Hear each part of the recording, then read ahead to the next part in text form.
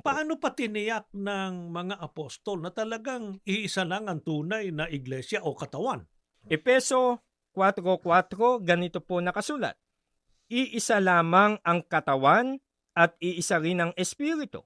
Gayun din naman, iisa lamang ang pag-asa ninyong lahat, dulot ng pagkatawag sa inyo ng Diyos.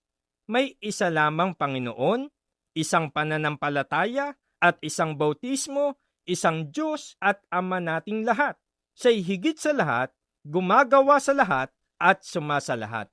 Maliwanag po ang binasa natin. Mm. Iisa lamang po ang katawan o iglesia po ng ating Panginoong Jesucristo. Mm. At ang katangian po nito, kung sana napansin po ninyo, Mm. iisa lamang po ang pananampalataya, isang bautismo, at iisa ang kinikilalang Diyos. Kaya mali po ang sinasabi ng iba na ang mga kaanib daw sa tunay na iglesia ni Kristo nasa iba't ibang pangkati ng pananampalataya o iba't ibang mga relihiyon. Hindi po totoo yon.